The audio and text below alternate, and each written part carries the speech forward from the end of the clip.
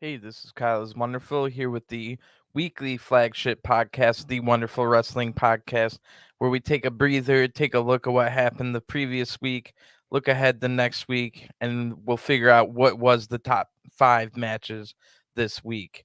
So we'll get into it. We also look at some of the news. I make sure I really keep the news to a minimum during my reviews, which you can find many different things on this channel. Um, all the WWE stuff, MLW, AEW, so everything's on there. But I really don't do any kind of news or anything during those. So this just the one time a week that we can all get together. And once I get through a little bit of the talking points, we'll get to the cagematch.net and go through um some of the matches and results, and then we'll figure out what was the top five matches this week.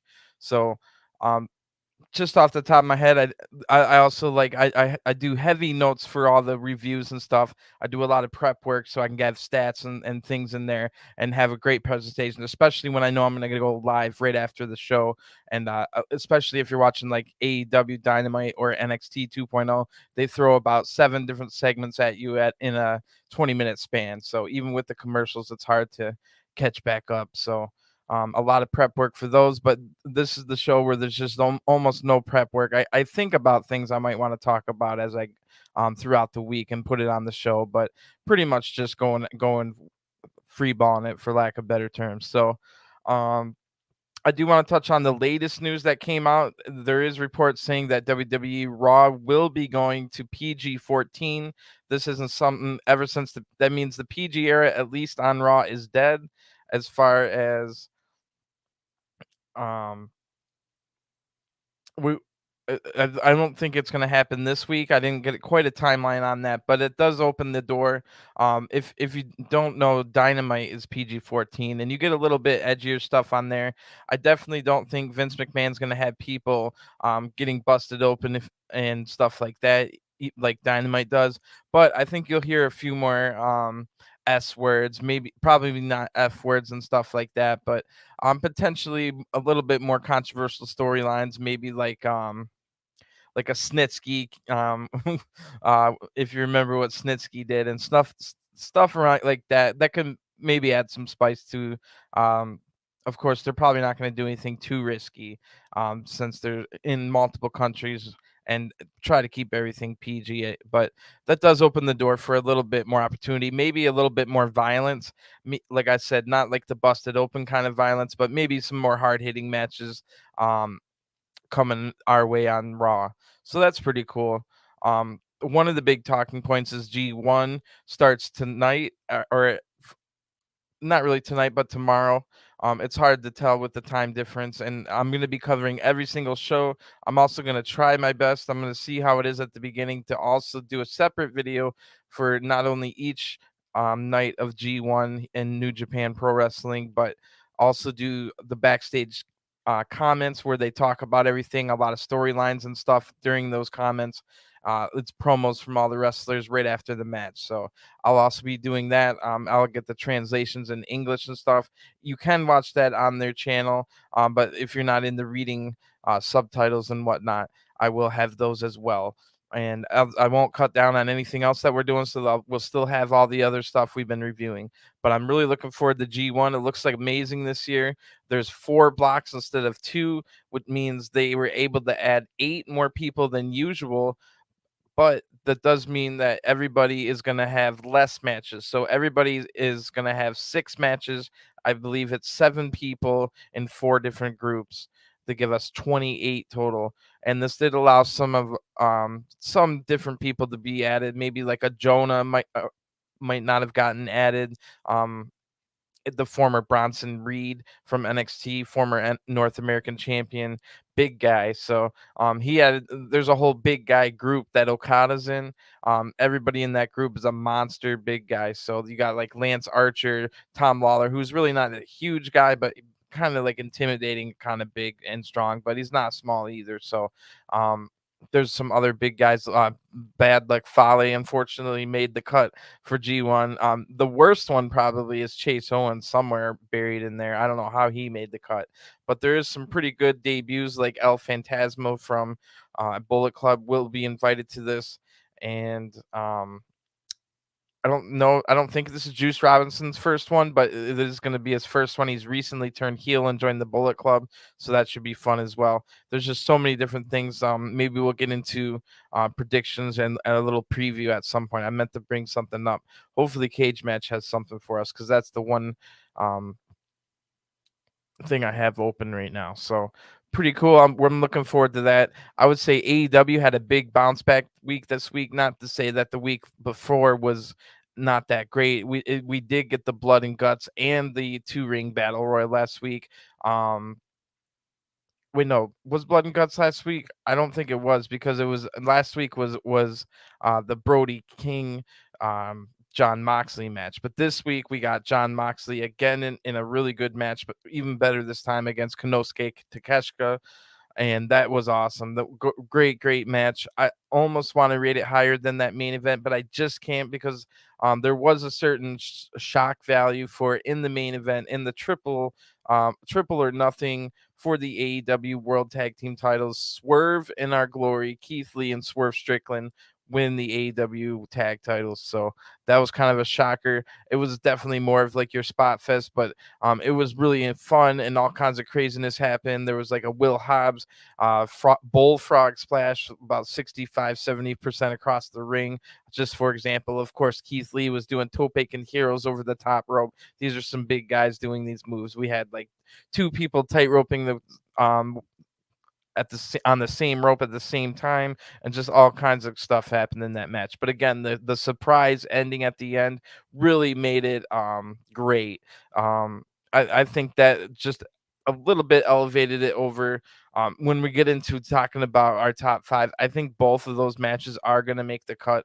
We'll go through it and see if anything, but if you remember last week, the top 5 was owned by Impact Wrestling. There was 2 Speedball Mike Bailey matches, one against Trey Miguel and one against um, the debuting Allen Angels in Impact. So Speedball Mike Bailey had 2 X Division title matches in the top 5 last week, as well as Mia Yim versus Deonna Purrazzo for the #1 contendership for the Knockouts title, also in the top 5.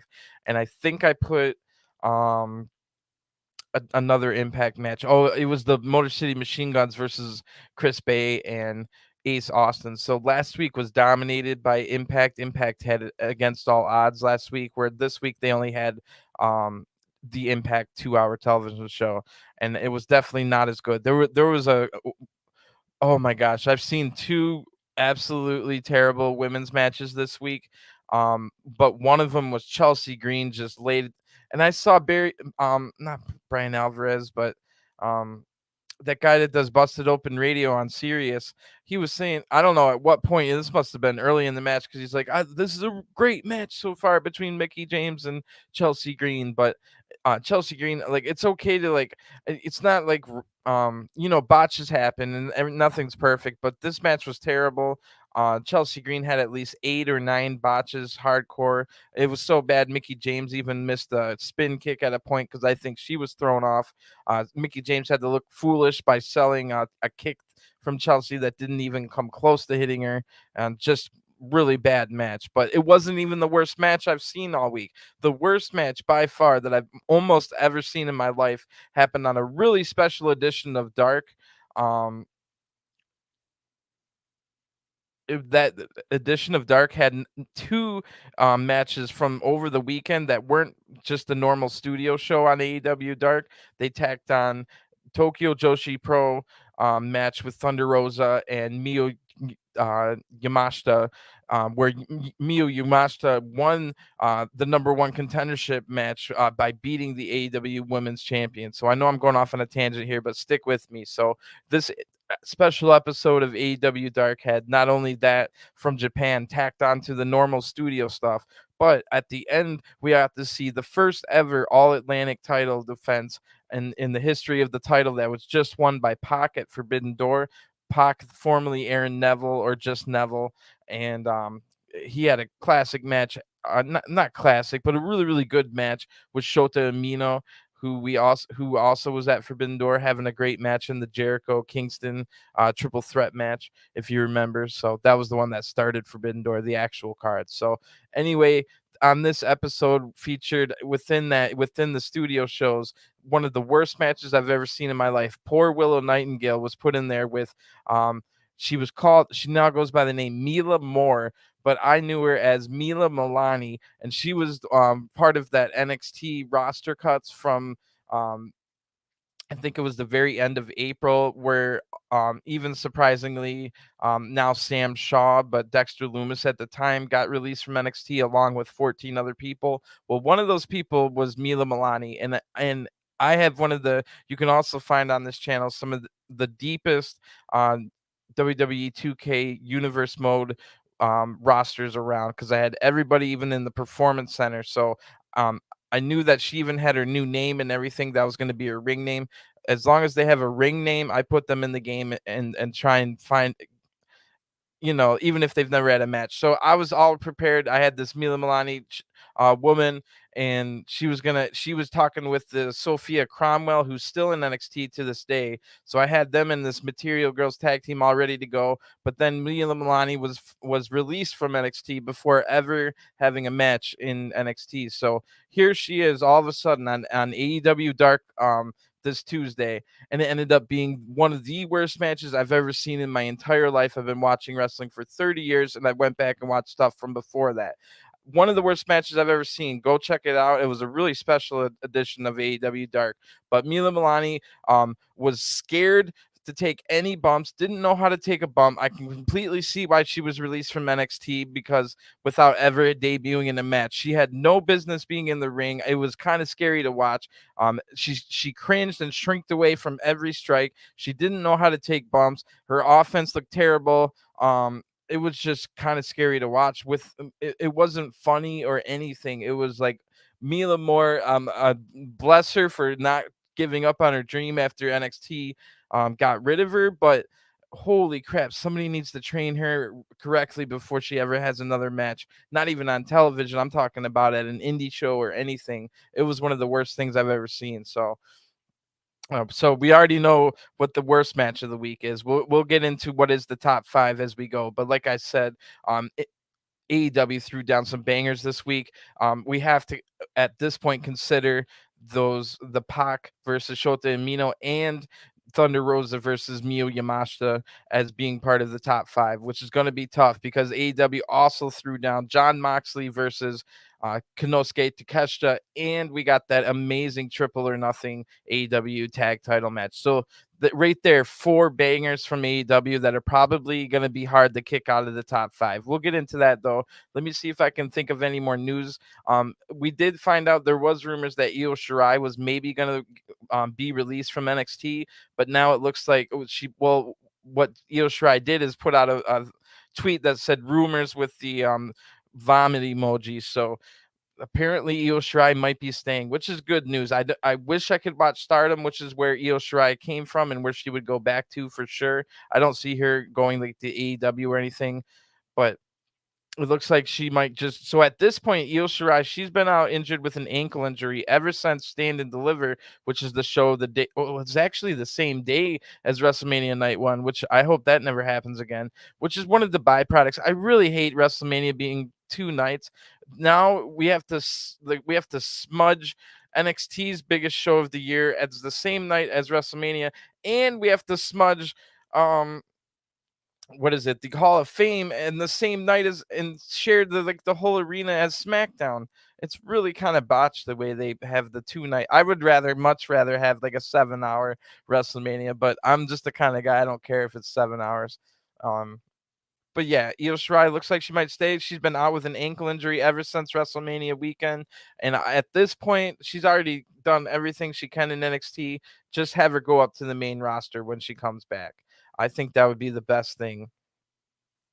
Debut her on SmackDown, and then she could go and uh, build herself up before having some of those the bigger dream matches for Io Shirai are all on Raw for the most part. So like Becky Lynch, Asuka, and Bianca Belair. So put her on SmackDown, Io Shirai that is, and have her build her up with the main roster audience that doesn't watch NXT. But you can always say, like, when I play the universe mode and I have Io Shirai in there, the announcers are like, yeah, one of the most dominant and longest reigning in NXT history, Io Shirai. So you can just put her on the main roster right now and have Michael Cole explain that, and then she'd be on SmackDown. So maybe Pat McAfee can freak out over her amazing.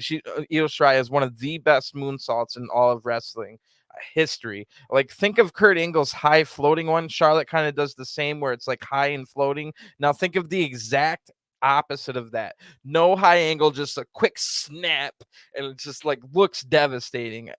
So it's not like as pretty as like that Kurt Angle where he jumps up and is just floating in the air. But what it does do is just like snap, um, crackle pop, I guess. I don't know what else to say, but Io Shirai is one of the best women's wrestlers in the entire world. She's been on NXT for long enough, and with her saying that she might not be leaving, that means that maybe we'll see her on SmackDown soon, when she did have that ankle injury she's been healing from. So if you remember Io Shirai's former tag partner Zoe Stark, she's been out with an injury. She might be returning to NXT soon. While I'm on NXT, if you remember A-Kid from NXT UK, and then he also debuted as A-Kid on NXT 2.0, but he went missing for a couple months, and then there was this weird debut. I wasn't quite sure who it was at first, but I guess other people knew right away because they know A-Kid's voice better. But 2 weeks ago, it was A-Kid not on screen, but telling us he was a mathematician.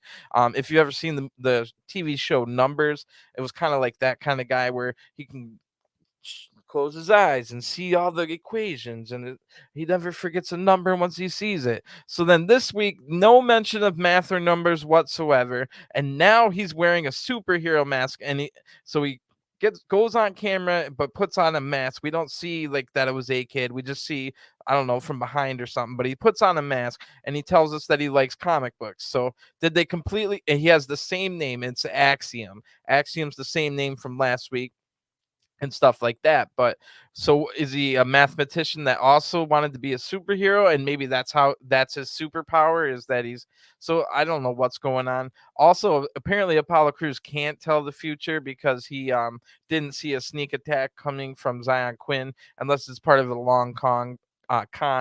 But Apollo Crews was able to at a point to see into the future. I'm not joking. Hey, thanks for tuning in, Nick. But yeah, NXT 2.0 was pretty wild. The biggest news was I didn't even catch it. Weirdly enough, I was taking notes and I was just like, oh yeah. So the whole focus of NXT 2.0 this week was a who done it. We opened with Roxanne Perez, the former Roxy, first ever ROH Women's Champion, only 20 years old. Roxanne Perez was in the parking lot taken out, which at this point there's been so many attacks in the parking lot. I think going all the way back to, we never even found out who attacked Hideo Itami / Kenta. We were to assume it was Kevin Owens, I think, speaking of Kevin Owens. But I so I knew the entire episode that Cora Jade did it, and of course the big reveal at the end, Cora Jade cost Roxanne Perez her her quote unquote best friend and tag team partner. They just won the tag team titles last week, and now Roxanne was getting the title shot for the NXT Women's title, gets turned on by her friend and tag partner. So the big moment at the end, after the match is already over and Mandy Rose retains her title, is Cora Jade go to hit with the skateboard. Was going to attack Roxanne with the skateboard. Well, it was made of like paper mache or something, because on the swing down it already exploded and into smithereens. Like it cut in half on the swing down. Pretty botched on that one, but what are you gonna do? But that does open up a new door, and it has a lot of people wondering. We've already kind of noticed that WWE, even though they told us once Becky and Naomi left, they were gonna have a quote unquote tournament, and we'll have a tournament soon, and to crown new champions. Well, nothing ever happened with that. The whole storyline with Doudrop and Nikki ASH is completely gone. It looks like there might not be any tag teams for the women's, and now the NXT version of the women's tag team championships are broken up 1 week after winning it. So that might get vacated and never appear. I think that would be a mistake. I was on this same podcast last week telling you I think every division and every league or promotion, I should say, should have a tag division, like So like for instance, an Impact, I think there should be an X Division championship and an X Division tag championship. See what I'm saying? So it just makes it a lot easier. Like then you say you got someone like a Roman Reigns that's champion forever. Well, then you have like a tag title to go for. So if you're just an X Division guy and say somebody's tearing up the X Division championship for over a year and you've already lost twice to him in like a 6 month span for title shots. Well, it's good that there's a tag title over here. So now I can go. Oh, well, with NXT 2.0, I guess for me, I'm just watching it now because it's kind of fun to see people that are just starting out and then you can see if they're going to become like you never know if this weird guy that we just debuted is going to be the next Rock. Now we kind of doubt that's going to happen, but it is kind of fun to see them have their first match ever. Now it does look like they're bringing more and more people that actually know how to wrestle by bringing like Apollo Crews in, and now you got like Wes Lee, and if I don't know if you know who Ben Carter is, but that's Nathan Frazier. They're slowly but surely bringing a kid is there now as Axiom, so they have all these silly gimmicks, and a lot of people that have like only I would tell you that about 35 to 40% of the roster on NXT right now has less than 15 or 20 matches in their career. But they're slowly but surely kind of bringing in some more good wrestlers and the reports are that after not wanting to get independent signings, remember like how we used to get like Prince Devitt signs and then all of a sudden Kenta signs and uh Kevin Steen. This shirt is from the Kevin Steen farewell show in ROH here in Detroit. And that's gone. That's why NXT is not good anymore. But SmackDown, oh my gosh, I forgot to read. That was I've probably seen about 80% of every SmackDown episode ever. That has to be the worst one. And it wasn't even about like wins or losses or anything like that. They had like 3 matches they advertised that didn't happen. The matches that did happen lasted about a minute or two.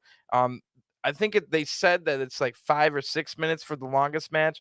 But if you in that match they talked about a different match than the one even going on, and half of that was in the commercial. So there was like I think 10 minutes of wrestling in a 2-hour show on SmackDown. I got really high viewership on my channel for that SmackDown. I think people were enjoying me yelling. It takes a lot for me to yell about wrestling because now I don't care who's champion. I don't care who wins a match. I just want to see like a good match and some stories and stuff like that, which is kind of what I like about NXT 2.0. Like at this point, NXT they've built this little world in NXT 2.0, which is kind of like for instance, my favorite promotion ever is Lucha Underground. Now that's like totally story and like wild, and you would have like people never returning after like they were sleeping with the fishes and stuff like that. So, um, anyway, NXT 2.0 now built up this little thing. Within their little world that they've created, there's a university, and now they've got 2 students that have joined that university, and that's something they could keep that university as a gimmick going forward for like 5-10 years if they wanted to, and just churn out more people. But that's just one instance. Now there's this woman, Fallon Henley. She's got a bar that she owns, and now there's a tag team she's associated with. They're at the bar, and now there's other people going to the bar to start fights with them. And then there's also this like nail salon, and then there's other things for like there's the champagne stuff and the barber shop. Sometimes we go to the barber shop, and that's where Carmelo, who I forgot to mention, Carmelo Hayes is probably the biggest star in NXT right now on the men's side. Carmelo Hayes is amazing. But what NXT 2.0 has done with all these gimmicks and weird stories is they've now built like 7 or 8 different locations. There's the Diamond Mine Gym. Like so now there's like 7 or 8 locations where we've established where they can kind of hang out or like stories can happen and stuff like that. It is kind of cool. And I know that you're usually not going to get great wrestling there, but that's why I watch like AEW as well. Solo Sikoa, I'm surprised he's not already there. To be honest, I would have had him there 6 months ago, bro. Why not? Like, couldn't he have already won the Intercontinental title by now? And now Gunther has it. He's not going to beat Gunther. So, especially if they were going to go with, holy crap, he probably could have just why not just give Solo Sikoa the US title and the Intercontinental title? Just like just do it. Um but yeah, SmackDown 2002. I like SmackDown 2016. Like when the Miz was cutting that promo on Daniel Bryan on what was that, Talking Smack. Basically, SmackDown was amazing. It was the house that AJ Styles built, who's one of my favorite wrestlers of all time, up until the point where SmackDown, that little bit of SmackDown was gone and buried the moment Jinder Mahal won the title. And then the moment that Jinder Mahal kept the title for way too long. No offense to Jinder Mahal, but they didn't build that up at all. He was a complete jobber. And then all of a sudden, he didn't like even challenge for the Intercontinental title, and then he not even get close to winning the Intercontinental title. And then all of a sudden, he's WWE champion. So that little run of SmackDown was dead and buried at that point. Um,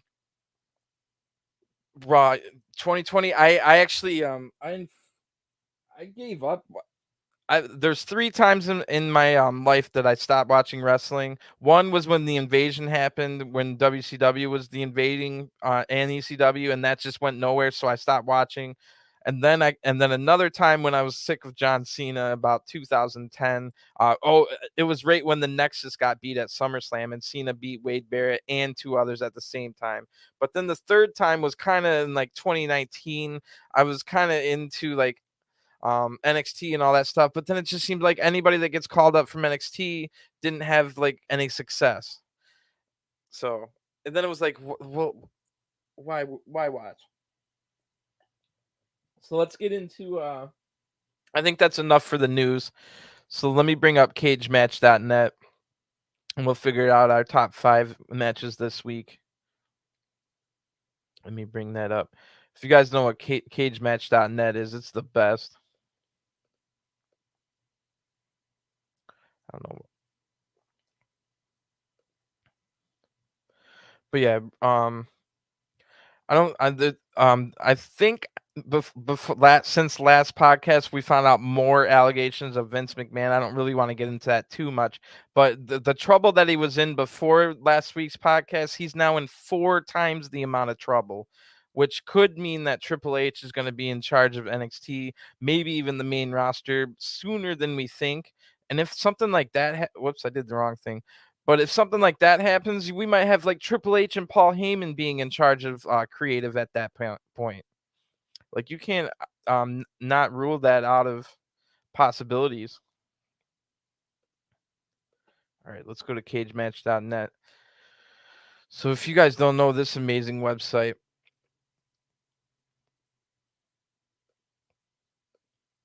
this just tells you every single thing that happened.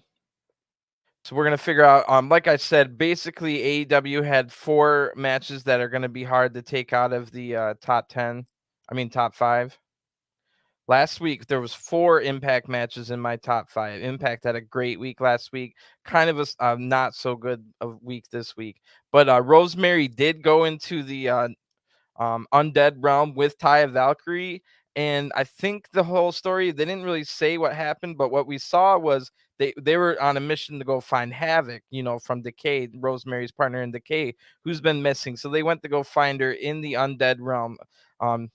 Yes, they went to the Undead Realm. But anyway, they find Havoc there, but Taya found her first, and there was like this void. So I think like even though Rosemary went into the same room a minute late or like a couple seconds later, I think the void worked so that like a whole day passed in the void. So anyway, Ty Valkyrie corrupted Havoc, who's now like, I don't think we've ever seen Havoc like smile on TV or anything. So when Rosemary gets there, Taya goes, "Well, I want you to meet Jessica." So it like her full name is like Jessica Havoc, but then she's always been Havoc, especially as part of Decay. So what was last Friday? But anyway, that story's pretty crazy. It could have been better. It was just like cheap in the green screen. Well, the last thing, it was this damn SmackDown. This SmackDown was the worst. Look at 1.19 rating. That's one of the worst I've ever seen. Look at how many people rated it 0. Just the worst.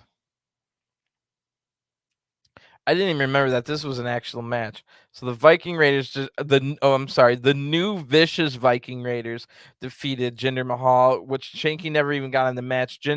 Like we were just talking about, giving him the freaking WWE Championship for as long as they did. Now the new and vicious Viking Raiders defeat Jinder in a minute. This was the only match that went over 5 minutes, but I'm telling you, I think this time is including the commercial break. And then when we did come back, all the announcers talked about was Baron Corbin versus Pat McAfee. Ronda Rousey defeating Natalia while Ronda Rousey couldn't put any weight on her leg, and Ronda Rousey didn't get changed into her gear, so we're kind of to assume she didn't stretch or anything like that either, get prepared for this whatsoever. Meanwhile, Natalia's was walking fine. She had her gear, she's all stretched, she's ready to go, and Natalia didn't get one offensive move in the entire match. It was ridiculous. 2 minutes, 15 seconds later, Ronda Rousey taps out Natalia. And tonight it's going to be Natalia versus Liv. If Liv doesn't win in 3 minutes, then it's crap. Then you're telling me that Ronda Rousey can beat her with one leg, and then if Liv struggles any more than that, then how am I supposed to believe that Liv's ever going to beat Ronda Rousey? You're supposed to make me excited for matches to want to watch because like, oh yeah, this should be a good match. But then Ronda beats Natalia. So if Natalia doesn't get beaten in 3 minutes by Liv tonight, then how am I going to get excited? Anyway, let's move on. Usos, I don't know why they added this match just to bury the Los Lotharios, who are amazing wrestlers. Angel and Humberto are amazing. 2 minute loss here. Speaking of amazing wrestlers, Butch just loses in a minute and 30 when it was supposed to be Drew McIntyre versus Sheamus. And yeah, we've seen that match a million times, but it was supposed to be like for the winner gets to be the first ever since 1993 SummerSlam. So that long that there's been a pay-per-view in the UK, and this is it was supposed to be they fight for the WWE title. Drew McIntyre versus Sheamus. Sheamus uses the virus of all things as an excuse to get out of that match, which I have no idea why. Maybe I have no idea.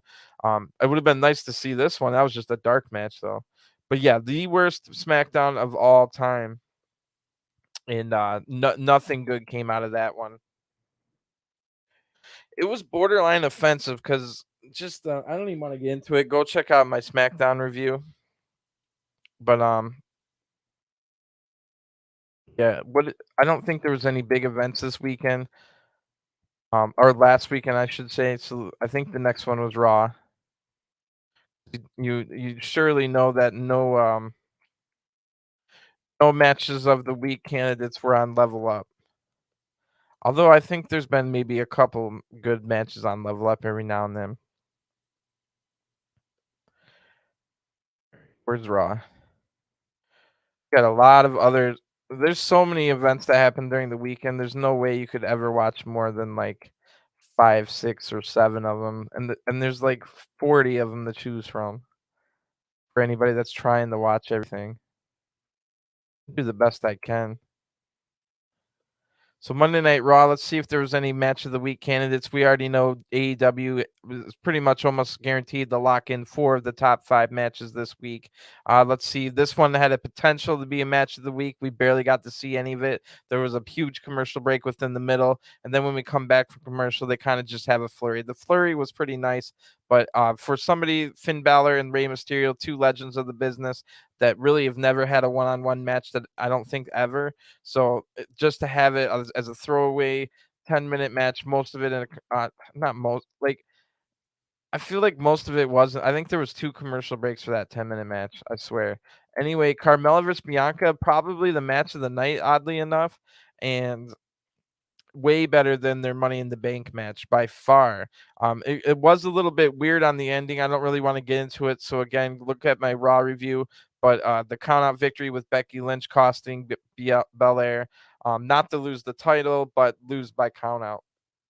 That was a good match though. In really weird things, Ciampa's completely the lackey of the Miz. I was basically explaining it, but I heard someone else explain it. I think it was going in Raw. Steven Larson were saying it's like Ciampa had all that. He was like now Ciampa's. You would never expect like the NXT Ciampa to ever align with the Miz, but this is a Ciampa that came to Raw and then had to spend like 2 months. I mean, either on main event or never getting an entrance on Raw or anything like that. So Ciampa sees that for him, like for him to even have any relevancy, he's got to have to. He knows that the Miz gets like 20 minutes every Raw, so um, he needs to at least let Vince McMahon see in person what he can do. Champa does, but that match was not that great, to be honest. It was all right. Alexa Bliss and Asuka. That if they want to form a tag team, do a tag team title match. I mean tournament. I think maybe like Alexa Bliss and Asuka as a makeshift tag team. Like, see, that's why you want a tag titles in every division, so that you can have like maybe Alexa Bliss and Asuka with the titles, and they can just form a little tag team. And if it doesn't work out, break them up within 3 or 4 months or whatever, or you don't. It doesn't have to be a heel turn or anything like that. They could just lose the titles and go their separate ways in the singles division. Omos and the Usos was a weird pairing, but our Truth being out there with the Usos and Street Profits was even weirder. But that's 2 weeks in a row where our Truth was kind of separated from the 24/7 division and able to do things that just on his own or whatever. Like, I mean, away from the dang 24/7 division. But Bobby Lashley and Riddle versus Rollins and Theory, which made 5 matches this week that WWE advertised that didn't happen. Lashley and was supposed to fight wait, no, it was just going to be Lashley in an open challenge, and then it was going to be um Theory versus Riddle, I think. Yeah. But anyway, that was a decent match. That one was pretty good. The website here is giving it a 7.10. Not too bad for just a raw tag team main event where it's not even people that are used to tagging and stuff like that. Main event was pretty interesting this week. It had a rarely do you see someone not signed with WWE on main event, but Tamina beat Jasmine Allure, who has been featured, I think, in 13 AEW matches as well. So Jasmine Allure, I could definitely. She looked pretty decent in that match. You check out my main event review for more, but she definitely looks like someone if they wanted to sign for NXT 2.0, she could fit in. So this was a pretty good episode of NXT 2.0. This is what I was kind of talking about earlier, where they do have some really good wrestlers. Giovanni Vinci more and more reminds me of Cesaro, and we already know that Apollo Crews can go. I'm glad that he got to drop his fake accent and stuff like that, and kind of just act like himself. But just really, really good match here. Only 12 minutes long. I could have watched more, but they could try and cram about 20 segments into a 2-hour show on NXT. Tatum Paxley probably had one of her best matches ever. Unfortunately, only 3 minutes long. And Caden Carter in a singles match, which again might tell you that the women's tag titles might be going away if they're putting Caden Carter in singles matches. Sanga versus Duke Hudson, another 3-minute match. Sanga easily defeating Duke. Duke has been losing easily by everybody. I like Duke Hudson a lot, especially, and we don't have tons of big guys that. I think he's better. I think he's a better character than Baron Corbin, for example, and like about that same size. So, but Sanga continues to improve. Needs to improve in the ring a lot more, but his character work is awesome, and he's a very likable guy. Solo Sokoa versus Von Wagner. Really didn't really get into this actual 6-minute match wasn't much, but they end up having like 2 or 3 other segments where they fight throughout the entire building all the way out to the parking lot, which was a lot better than the actual match. So that was interesting. This Indy Hartwell match versus Lash Legend wasn't very good. I continue to say though that Lash Legend has a lot of potential. She's already got her character and promo work down. She's got a good look to her. She's got good size to her. So Lash Legend has already hurt a couple of people in the ring because she's not very good in the ring.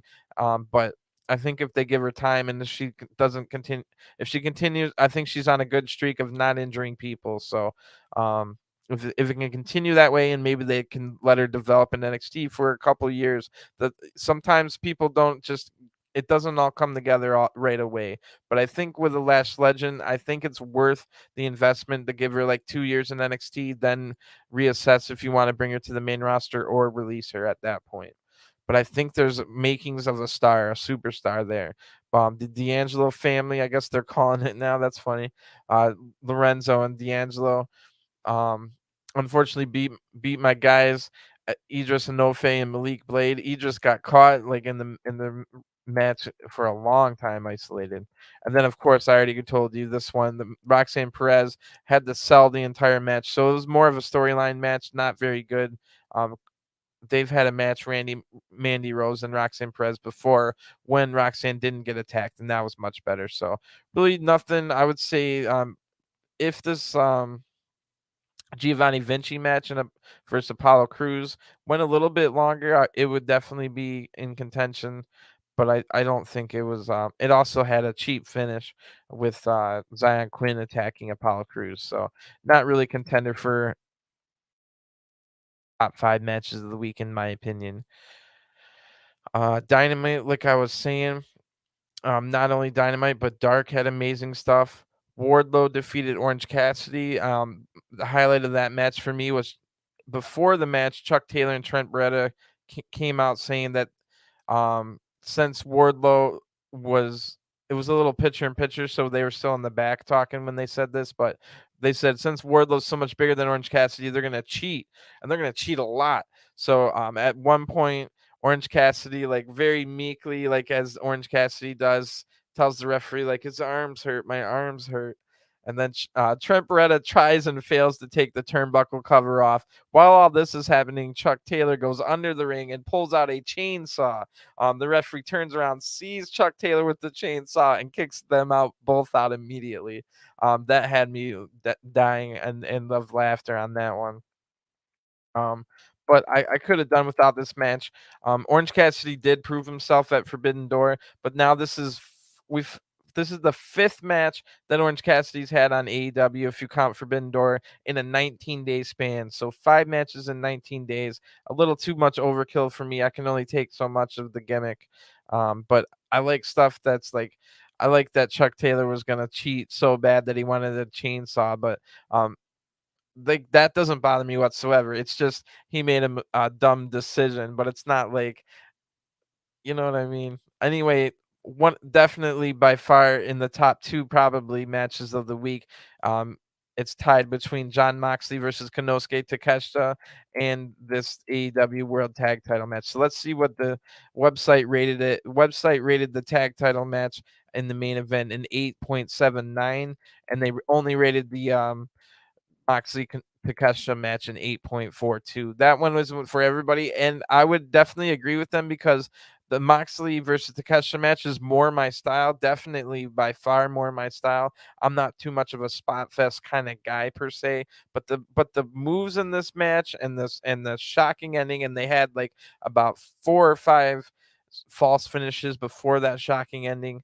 Um, I forgot Brandon Cutler was there. So that means definitely watch BTE this week. That means Brandon Cutler was able to film from from the angle of ringside, and that's going to be one of the best. Make sure you watch BTE, guys, because we're going to see some great angles. Because Brandon Cutler records from his camera and then they put it on BTE and we get to hear them talking and stuff too. So that's going to be awesome. But yeah, that's probably I don't think anything's going to beat that as far as my match of the week. Swerve in Our Glory, Keith Lee and Swerve Strickland are the new tag team champions. I did not see that coming, and it already seemed like we were setting up a Young Bucks FTR match for All Out. But All Out is far away, and we don't even know if maybe FTR will be on ROH. We don't know if there's going to be an ROH show announced at the pay-per-view. I think the pay-per-view for ROH is next Saturday, either Saturday or Sunday. It's next weekend, so should be pretty good. Tonight is Level Up, so we'll check that one out. Make sure you tune in to my Level Up. Nobody has more info for the Performance Center guys. Rampage tonight's also going to be pretty good. Just to show you the non-spoiler free card real quick. Dark Order versus House of Black. That should be an interesting one. But we've got an ROH World Title match, which has definite potential for top 5 for next week on the Wonderful Wrestling podcast. So Grisham versus Moriarty, that should be a pretty good one. Athena versus Chris Statlander versus the Renegade Twins, that should be pretty good. We'll see what happens with the baddies. Something should happen with Layla Gray in that one.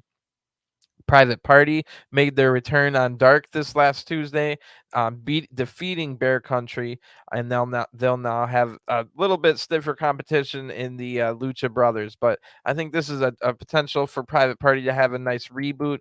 They kind of took a 2 month break from wrestling in any promotion, let alone AEW. So maybe they'll come back charged and ready to go. Matt Hardy did have an emotional segment on DTE though, where he takes blame for screwing up Private Party,